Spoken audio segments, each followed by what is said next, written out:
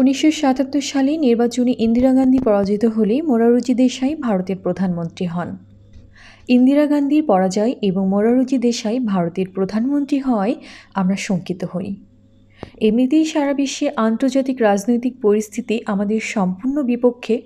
ব্যক্তিগতভাবে একমাত্র ইন্দিরা গান্ধী ছাড়া গোটা ভারতের রাজনীতিও ছিল আমাদের বিপক্ষে। আমাদের একমাত্র সমর্থক এবং সাহায্যকারী শ্রীমতী ইন্দিরা গান্ধী এখন ক্ষমতাচ্যুত। সামনের দিন আমাদের ভালো হওয়ার কোনো সম্ভাবনা নেই। ভারতের নতুন প্রধানমন্ত্রী মোরারজি দেশাই প্রথমে আমাদের সকল সাহায্য বন্ধ করে দিলেন। বাংলাদেশের মুক্তিযোদ্ধা রাষ্ট্রপতি জেনারেল জিয়াউর রহমান এবং ভারতের নতুন প্রধানমন্ত্রী মোরারজি দেশাই উভয়েই ছিলেন আন্তর্জাতিক রাজনীতিতে মার্কিন লবির লোক। ফলে সম্ভবত মার্কিন যুক্তরাষ্ট্রের কর্মকর্তাদের পরামর্শে ভারত এবং বাংলাদেশ যৌথভাবে আক্রমণ করে আমাদের পরাস্ত করার চুক্তিবদ্ধ হয়। সীমান্ত অঞ্চলে আমাদের দখলে থাকা মুক্ত অঞ্চল এবং আমাদের ঘাঁটিগুলো বরাবর ভারত ব্যাপক সৈন্য সমাবেশ করে, অপরদিকে বাংলাদেশও অনুরূপভাবে ব্যাপক সৈন্য সমাবেশ করে। আমরা সামনে বাংলাদেশ সেনাবাহিনী OBDR এবং পেছনে ভারতীয় সেনাবাহিনী ও BSF দ্বারা সাঁড়াশি কায়দায় চতুর্দিক থেকে ঘেরাও হয়ে পড়ি। আমাদেরকে বাংলাদেশ ও ভারতের সৈন্যরা চতুর্দিক থেকে ঘেরাও করার ফলে আমরা এক কোম্পানি থেকে আরেক কোম্পানি সম্পূর্ণ বিচ্ছিন্ন হয়ে পড়ি হেডকোয়ার্টার থেকেও। আমাদের এক ঘাঁটি থেকে আরেক ঘাঁটির যোগাযোগ সম্পূর্ণ বন্ধ হয়ে যায়। আমাদের সর্বাধিনায়ক কাদের সিদ্দিকীর সাথেও আমাদের সকল যোগাযোগ বন্ধ হয়ে যায়। আমরা এক ঘাঁটির সাথীরা অন্য ঘাঁটির সাথীরা কী করছে, কী অবস্থা আছে, কিছুই বুঝতে পারছি না। শুধু বাংলাদেশের আর ভারতীয় আর্মিদের মাইকের আওয়াজ। একদিকে বাংলাদেশের সেনাবাহিনী মাইকে বলছে 48 ঘন্টার মধ্যে আত্মসমর্পণ করো, নইলে আক্রমণ করা হবে। অন্যদিকে পেছন দিক থেকে ভারতীয় সেনাবাহিনী মাইকে বলছে 48 ঘন্টা কা আন্দার হাতিয়ার ডাল দো। আমার ঘাঁটি ছিল ময়মনসিংহ জেলার দুর্গাপুর থানার ভবানীপুর। আমার ঘাঁটির সামনে ছিল বেশ বড় সমেশ্বর নদী। নদীর অপর পাড়ে ছিল general Mahmudul Hasan, major Samad, major Moin এর নেতৃত্বে বাংলাদেশ সৈন্যবাহিনী এবং পেছনে ভারতীয় সেনাবাহিনী। আমরা উভয় দেশের সেনাবাহিনী এবং বিরুদ্ধে শেষ পর্যন্ত যুদ্ধ করতে প্রস্তুত। আমাদের অস্ত্রের ভাণ্ডার মোটামুটি খারাপ না, যদিও গোলাগুলির পরিমাণ কম। পিছন থেকে ভারতীয় বাহিনী আমাদের সহজে কাবু করতে পারলেও সামনে নদী থাকায় কৌশলগত কারণেই বাংলাদেশ বাহিনী আমাদের সহজে কাবু করতে পারবে না। আমার ধারণা ছিল ভারতীয় সেনাবাহিনী আমাদের বিরুদ্ধে যুদ্ধ করলেও অ্যাডভান্স হয়ে আমাদের ঘাঁটি দখল করতে আসবে না। ভারতীয় বাহিনী তাদের অবস্থান থেকে প্রচণ্ড আক্রমণ করে আমাদের ঘায়েল করতে চাইবে, কিন্তু অ্যাডভান্স করে আমাদের ঘাঁটি দখল করার রিস্ক বা ঝুঁকি নেবে না। আর আমাদের ঘাঁটির সামনে নদী থাকায় কৌশলগত কারণে আমরা অনেক সুবিধা ও সুদৃঢ় অবস্থানে আছি। বাংলাদেশ বাহিনীর পক্ষে নদী অতিক্রম করে আমাদের ঘাঁটি দখল করা এক দুরূহ ব্যাপার। এই অবস্থায় একমাত্র বিমান হামলা করা ছাড়া আমাদের পরাস্ত করা কঠিন। আমরা সম্ভাব্য বিমান হামলা মোকাবেলা করার জন্য আগে থেকেই মাটি কেটে শালবনের বিশাল বিশাল গাছ দিয়ে তার উপর সমেশ্বর নদীর পাথর, বালি আর মাটি দিয়ে দুর্বোধ্য মজবুত বিশালাকায় ব্যাংকার ও ট্রেন্চ তৈরি করেছি। আমরা মাটির উপর না উঠে মাটির নিচে দিয়ে ব্যাংকার ও ট্রেন্চের ভিতর দিয়ে অনায়াসে এক জায়গা থেকে আরেক জায়গায় যেতে পারি এবং যুদ্ধ করতে পারি। আমাদের আত্মসমর্পণের জন্য বেঁধে দেওয়া 48 ঘন্টা সময় অতিক্রান্ত হওয়ার পর জেনারেল মাহমুদুল হাসান নিজ নেতৃত্ব দিয়ে আমাদের ঘাঁটির উপর 12 ঘণ্টাব্যাপী মর্টারের প্রায় শতাধিক সেল নিক্ষেপ করে। সেই সময় পিছন দিক থেকে ভারতীয় বাহিনী আমাদের উপর অবিরাম গোলা ও গুলি নিক্ষেপ করে। ভারতীয় বাহিনীর গোলাগুলি এবং বাংলাদেশ বাহিনীর মর্টারের সেলিং চলাকালে আমরা ব্যাংকার ও ট্রেঞ্চে বসে বাংলাদেশ বাহিনীর দিকে সজাগ ও তীক্ষ্ণ দৃষ্টি রাখা ছাড়া এক রাউন্ড গুলিও করিনি। তখনও ভোর হয়নি, অন্ধকার কাটেনি।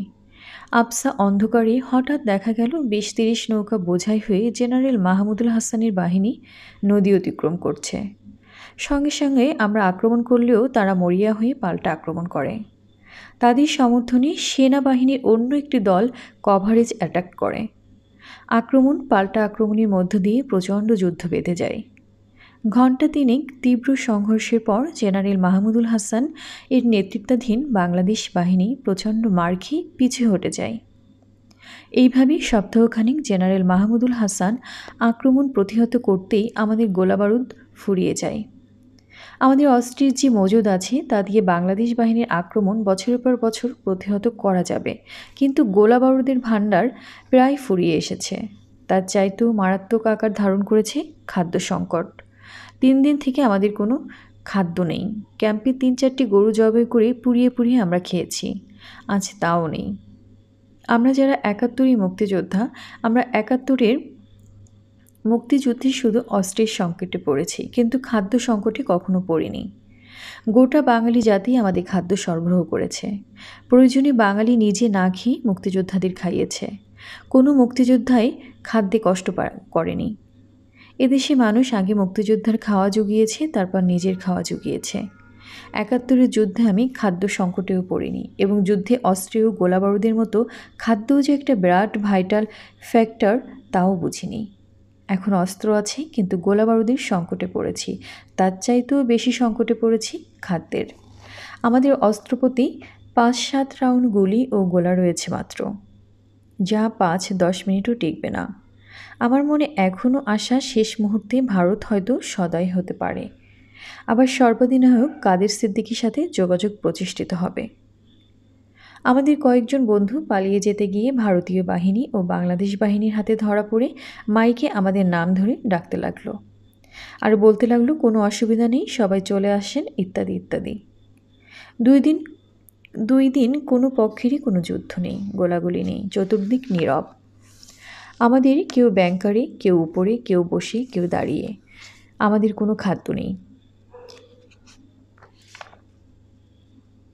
অস্ত্র আছে, কিন্তু নেই যুদ্ধ করার গুলি। সর্বোপরি নেই যুদ্ধ করার মতো বিন্দুমাত্র মানসিক শক্তি। আমি একটি ছোট কাঁঠাল গাছের নিচে দাঁড়িয়ে দাঁড়িয়ে দেখছি জেনারেল মাহমুদুল হাসান তার বিরাট সৈন্যবাহিনী নিয়ে নৌকা করে আমাদের তীরে এসে নামল। পাশে থাকা আমার অস্ত্রটা একবার তাকিয়ে দেখল, হয়তো মনের ভুলেই দেখলাম, কিন্তু হাতে তুলে নিলাম না।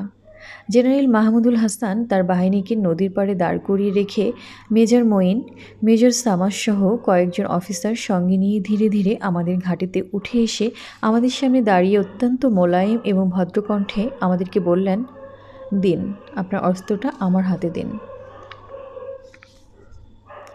আমি শেষবারের মতো আমার অস্ত্রটা দেখলাম, তারপর আলতো হাতে জেনারেল হাসানের হাতে তুলে দিতে দিতে মনে মনে বললাম, বিদায় হে বন্ধু, বিদায়।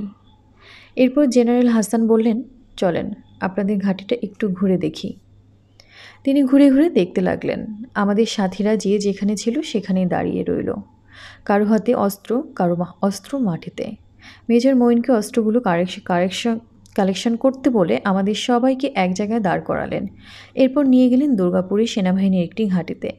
সেখানে নিয়ে জেনারেল মাহমুদুল হাসান আমাদের উদ্দেশ্যে বললেন, আপনাদের চিন্তার বা ঘাবড়াবার কোনো কারণ নেই। আমার সাথে প্রেসিডেন্ট জিয়াউর রহমানের কথা হয়েছে। প্রেসিডেন্ট জিয়াউর রহমান কথা দিয়েছেন আপনাদের সকলকে ছেড়ে দেওয়া হবে। শুধুমাত্র 75 15 আগস্টের আগে যদি কারো বিরুদ্ধে বাংলাদেশ দণ্ডবিধির আওতায় মামলা থেকে থাকে তাহলে তাকে বিচারের জন্য সোপর্দ করা হবে। দুর্গাপুরে কয়েকদিন রাখার পর আমাদের নিয়ে যাওয়া হয় নুরুদ্দিন কনসেন্ট্রেশন ক্যাম্পে। এরপর সেখান থেকে নিয়ে যাওয়া হয় Mymensingh residential model girls school concentration ক্যাম্পে। এই ক্যাম্পে আমাদের ইন্টারোগেশন শুরু হয়। প্রতিদিন আমাদের আলাদা আলাদাভাবে বিভিন্ন ধরনের প্রশ্নের উত্তর লিখিত ও মৌখিকভাবে নেওয়া হতো। আমাদের মাঝ থেকে আমাদের সাথী চট্টগ্রামের জননেতা মৌলভী সৈয়দ আহমেদকে ঢাকা ক্যান্টনমেন্টে নিয়ে টর্চার করে মেরে ফেলা হয়। এই সংবাদসহ আমাদের প্রতি ভারতের মোরারজি দেশাই সরকারের বর্বরোচিত অমানবিক আচরণের সংবাদ ভারতীয় সংবাদপত্রে প্রকাশিত হলে কংগ্রেস বিরোধী মোর্চার প্রতিষ্ঠাতা ইন্দিরা গান্ধীর পতনের মূল নায়ক, যার বদৌলতে মোরারজি দেশাই ভারতের প্রধানমন্ত্রী, ভারতের সেই প্রবীণ সর্বদলীয় নেতা জয়প্রকাশ নারায়ণ বিক্ষুব্ধ হয়ে সঙ্গে সঙ্গে মোরারজি দেশাইয়ের পদত্যাগ দাবি করেন। জয়প্রকাশ নারায়ণের বক্তব্য হল, প্রতিবেশী রাষ্ট্রের বিদ্রোহীদের আশ্রয় দেওয়া ভারতের নৈতিক দায়িত্ব। এবং চিরকালের ঐতিহ্য। প্রধানমন্ত্রী মোরারজি দেশাই এই নৈতিক দায়িত্ব পালন না করে এবং চির ঐতিহ্য রক্ষা না করে বাংলাদেশের বিদ্রোহীদের মৃত্যুর দিকে ঠেলে দিয়ে অমার্জনীয় অপরাধ করেছেন এবং ভারতের প্রধানমন্ত্রী থাকার নৈতিক দায়িত্ব অধিকার হারিয়েছেন। সুতরাং আর এক মুহূর্তও দেরি না করে তাকে পদত্যাগ করতে হবে, নইলে ক্ষমতাচ্যুত করা হবে। সর্বদলীয় নেতা জয়প্রকাশ নারায়ণ প্রধানমন্ত্রী মোরারজি দেশাইয়ের পতনের কার্যক্রম শুরু করলে ভারতের প্রধানমন্ত্রী মোরারজি দেশাই সরকার আমাদের সর্বাধিনায়ক বঙ্গবীর কাদের সিদ্দিক সহ ভারতে থাকা কয়েকজনকে ভারতের রাজনৈতিক আশ্রয় দেন। অন্যদিকে বাংলাদেশের মুক্তিযোদ্ধা রাষ্ট্রপতি জিয়াউর রহমান তার দেয়া কথা অনুযায়ী ভবিষ্যতে রাষ্ট্রদ্রোহিতামূলক কাজে জড়িত হবে না, এই মর্মে মুচলেকা দিয়ে আমাদের নিঃশর্ত মুক্তি দেন। মূলত আমাদের প্রতি ভারতের প্রধানমন্ত্রী মোরারজি দেশাই সরকারের অমানবিক ও অনৈতিক আচরণের ফলে শেষ পর্যন্ত ভারতের সর্বদলীয় নেতা জয়প্রকাশ নারায়ণ জনতার মোর্চা ভেঙে দিয়ে প্রধানমন্ত্রী মোরারজি দেশাইয়ের পতন ঘটান। কনসেন্ট্রেশন ক্যাম্প থেকে ছাড়া পেয়েই হারিয়ে যাওয়া শেখ মুজিবুর রহমানের জনপ্রিয়তা পুনরায় উদ্ধারের এবং সংগঠন গড়ে তোলার কাজে নতুন করে ঝাঁপিয়ে পড়ি। একমাত্র কাদের সিদ্দিকী ও তার কয়েকজন সাথী ছাড়া অন্য কেউ ভারতে রাজনৈতিক আশ্রয় না পাওয়ায় এসএম ইউসুফ, মুজাহিদুল ইসলাম সেলিম, শাহ মোহাম্মদ আবু জাফর, বর্তমানে জাতীয় পার্টির নেতা মুস্তফা মহসিন মন্টু, বর্তমান গণফোরাম নেতা রবিউল আলম চৌধুরী, বর্তমানে প্রধানমন্ত্রী শেখ হাসিনার পিএস মুক্তাদির চৌধুরী, ফরিদপুরের এম শাহরিয়ার রুমি, শেখ মুজিবের মন্ত্রী শামসুদ্দিন মোল্লার ছেলে আবু সাইদ, বর্তমানে শেখ হাসিনার তথ্য প্রতিমন্ত্রী ডাক্তার এস.এ. মালেক, বর্তমানে প্রধানমন্ত্রী শেখ হাসিনার রাজনৈতিক উপদেষ্টা সহ শেখ মুজিব নিহত হওয়ার পর যে সকল নেতাকর্মী ভারতে গিয়েছিল তারা সকলেই একে একে দেশে ফিরে আসেন।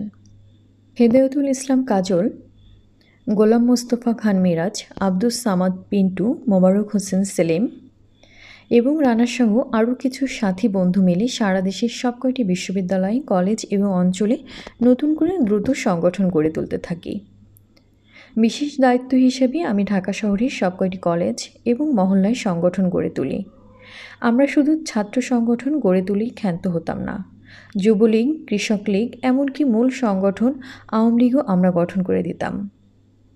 আমাদের কর্মী সৃষ্টি এবং কর্মী সংগ্রহ অভিযান দ্রুত গতিতে চলতে থাকে এবং আমরা দারুণভাবে সংগঠিত ও শক্তিশালী হতে থাকি। আব্দুর রাজ্জাক, এস.এম. ইউসুফ, শাহ মোহাম্মদ আবু জাফর, রবিউল আলম চৌধুরী ও শফিকুল আজিজ মুকুল এবং আমাদের মধ্যে একটা অঘোষিত চেইন অফ কমান্ড তৈরি হয়। অন্যদিকে কিশোরগঞ্জ থেকে আসা মঞ্চ কাঁপানো ও ব্যাপক সাড়া জাগানো বক্তা ও সবচাইতে জনপ্রিয় ছাত্রনেতা ফজলুর রহমান এর সাংগঠনিক দক্ষতা, এই সব মিলে 15ই আগস্টে শেখ মুজিবের সাথে নিহত হয়ে যাওয়া শেখ মুজিবের জনপ্রিয়তা এবং সংগঠনকে নতুন প্রাণ পেতে থাকে। প্রকাশ্যে ফজলু জাহাঙ্গীরদের বক্তৃতা, বিবৃতি এবং আমাদের নীতি ও আদর্শের রাজনৈতিক প্রশিক্ষণ এবং কর্মী সৃষ্টি, এই দুয়ে মিলে রাজনীতিতে এবং দেশে নতুন পোলারাইজেশন ও মেরুকরণ শুরু হয়। জোহরা তাজউদ্দিন আওয়ামী লীগের আহ্বায়িকা, আব্দুর রাজ্জাক আওয়ামী লীগের চালিকা শক্তি।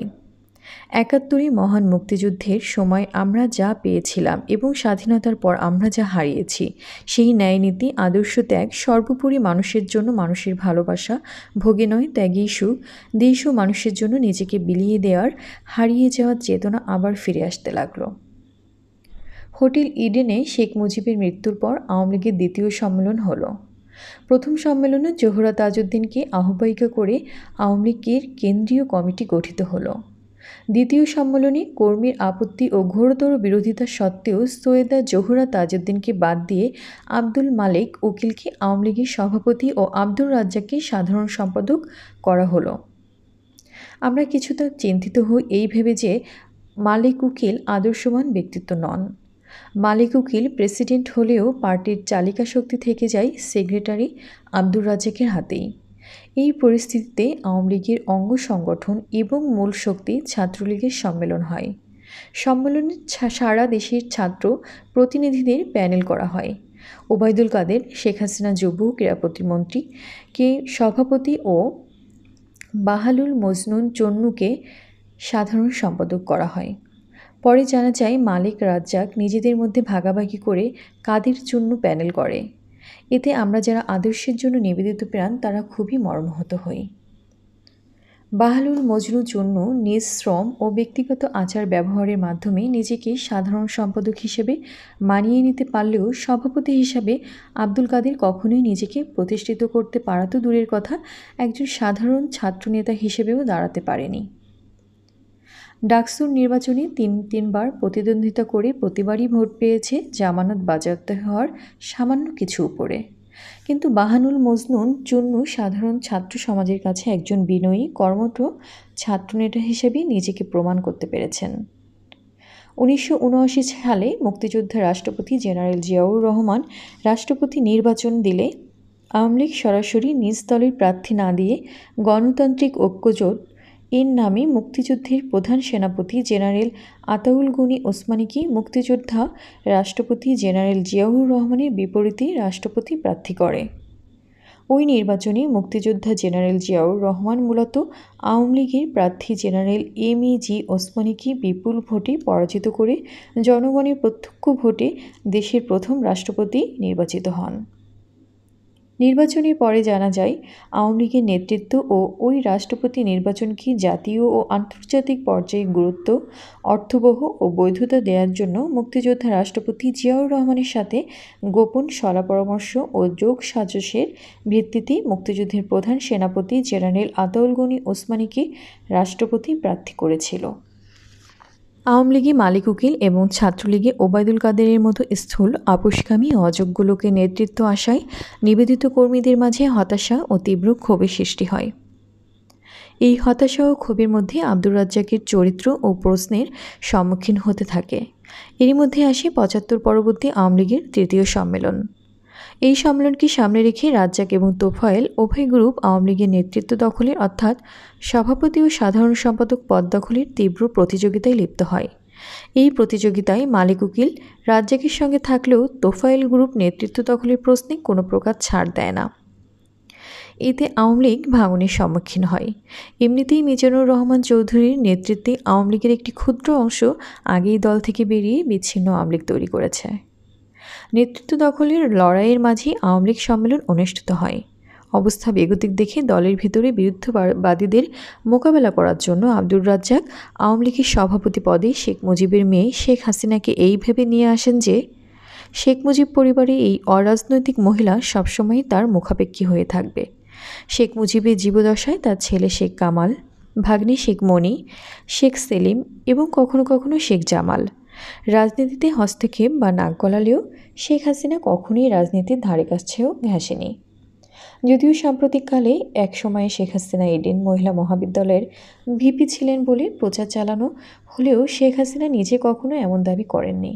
শেখ হাসিনা ভিপি থাকার প্রচারণা চালানো হলেও কবে, কখন বা কোন সালে ভিপি ছিলেন তা প্রচার করা হয় না।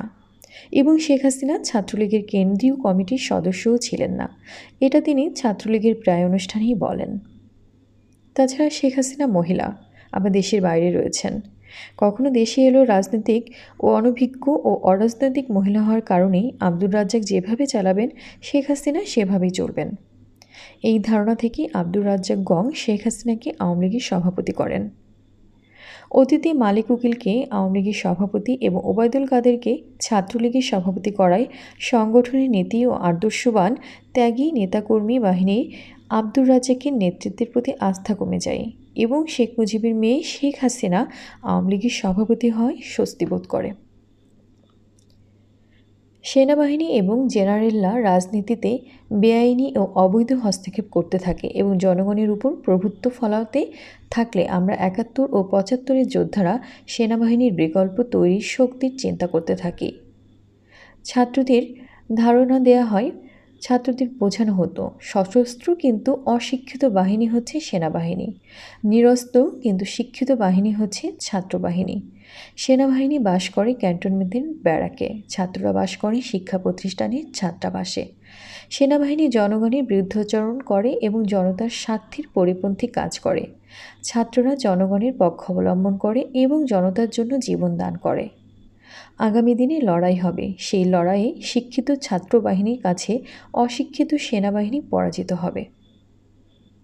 সেনাবাহিনীর অবসরপ্রাপ্ত মেজর জেনারেল খলিলুর রহমান এবং অবসরপ্রাপ্ত জেনারেল কর্নেল শওকত আলী এই দুই ব্যক্তি আওয়ামী লীগ যোগদান করলে রেজাউল করিম বাকি, গোলাম মুস্তফা খান মিরাজ, আব্দুস সামাদ পিন্টু, মহরুম হেদায়েতুল ইসলাম কাজল, মোবারক হোসেন সেলিম এবং আরও কয়েকজন ৭১ এবং ৭৫ যোদ্ধা মিলে আলাপ আলোচনা করে সিদ্ধান্ত নিলাম কর্নেল শওকত আলীকে সাথে নিয়ে মুক্তিযোদ্ধাদের একটি সংগঠন করার। সিদ্ধান্ত মোতাবেক কর্নেল শওকত আলীকে আহ্বায়ক করে মুক্তিযোদ্ধা সংহতি পরিষদ নামে ৭১ ও ৭৫ যোদ্ধাদের নিয়ে একটি নতুন সংগঠন গড়ে তোলা হলো। আমাদের দৃষ্টি ক্যান্টনমেন্টের দিকে। লক্ষ্য ঢাকা ক্যান্টনমেন্ট দখল। এই লক্ষ্য বাস্তবায়নে আমাদের সাংগঠনিক কার্যক্রম ও রাজনৈতিক প্রশিক্ষণ ব্যাপকভাবে বৃদ্ধি করা হলো। আমরা ছাত্র যুবকদের আসন্ন সমাজ বিপ্লবে অংশগ্রহণের ও সর্বোচ্চ ত্যাগ স্বীকারের দীক্ষা দিতে থাকলাম। ছাত্র যুবকদের বলে কয়ে জীবন দেওয়ার জন্য প্রস্তুত করতে লাগলাম। বিপ্লব করতে হলে ব্যক্তি জীবনের ভয়াবহ ক্ষতি হতে পারে, কিন্তু সেই ক্ষতির হিসেব রাখা যাবে না। কেননা বিপ্লব ব্যক্তিগত ক্ষয়ক্ষতির হিসেব রাখে না। বিপ্লব ব্যক্তিগত ক্ষয়ক্ষতির মধ্য দিয়ে সামগ্রিক ফসল এনে দেয়, যা মূলত ভবিষ্যৎ বংশধরদের নিশ্চিত সুন্দর জীবন এনে দেয়। কার্যক্রমের এই পর্যায়ে আমাদের সাথে যোগ দেয় ৭৫ সালে ৩রা নভেম্বর জেনারেল খালেদ মোশাররফের নেতৃত্বে সংগঠিত ব্যর্থ সামরিক অভ্যুত্থানের কতিপয় মুক্তিযোদ্ধা সামরিক অফিসার। যোগদানকারী সামরিক অফিসারদের মধ্যে উল্লেখযোগ্য হলেন লেফটেন্যান্ট কর্নেল AHM গফফর বীর বিক্রম। ৭৫-এর ৩রা নভেম্বরে ব্যর্থ অভ্যুত্থানের দায়ে সামরিক বাহিনী থেকে বরখাস্ত এবং পরবর্তী পর্যায়ে রাষ্ট্রপতি হোসেন মোহাম্মদ এরশাদের বাণিজ্যমন্ত্রী মেজর নাসির এবং ক্যাপ্টেন হাফিজুল্লাহ। কর্নেল গফফর সবসময় ইংরেজিতে রাজনৈতিক ক্লাস নিতেন। এই ক্লাসে তিনি শিখিয়েছিলেন, ভোগী শুধু সুখ আছে, কিন্তু তৃপ্তি নেই। ত্যাগী সুখ এবং তৃপ্তি দুটোই আছে। ৭১ সালে ১৭ মে বঙ্গবন্ধু শেখ মুজিবুর রহমানের অরাজনৈতিক কন্যা শেখ হাসিনা আওয়ামী লীগের সভানেত্রী হিসেবে দেশে ফিরে এলে আওয়ামী লীগের কর্মী এবং জনতা বিমানবন্দরে শেখ হাসিনাকে নজিরবিহীন সংবর্ধনা দেয়। শেখ হাসিনা দেশে ফিরে আসার ৩-৪ দিন পরই তার সাথে আমাদের প্রথম বৈঠক হয়। এই বৈঠকে আলোচনার শুরুতেই শেখ হাসিনা ছাত্রনেতা ও মুক্তিযোদ্ধাদের বলেন, আজ থেকে প্রচার চালাতে হবে যে এই জিয়া সেই জিয়া নয়। অর্থাৎ বর্তমান মুক্তিযোদ্ধা রাষ্ট্রপতি মেজর জিয়াউর রহমান স্বাধীনতার ঘোষক মেজর জিয়াউর রহমান নয়। শেখ হাসিনা হিটলারের তথ্য উপদেষ্টা গোবিয়েলস এর থিওরি অনুসারে বলেন, তোমরা যদি ভালোভাবে প্রচার করতে পারো এই জিয়া স্বাধীনতার ঘোষক জিয়া নয়, তাহলে দেখবে একদিন মানুষ এটাই বিশ্বাস করবে। আমাদের মাঝ থেকে একজন প্রশ্ন করল, তাহলে এই জিয়াকে কোন জিয়া বলবো? শেখ হাসিনা বললেন, অত কথার দরকার নেই, শুধু বলবে এই জিয়া সেই জিয়া নয়। এই কথা শুনে আমরা সবাই বিস্মিত হলাম এবং নিজেদের মধ্যে ফিসফাস ও হাসাহাসি করলাম, কিন্তু আমরা কেউ কোনো দিন শেখ হাসিনার এই শিক্ষা এই জিয়া সেই জিয়া নয় প্রচার করলাম না।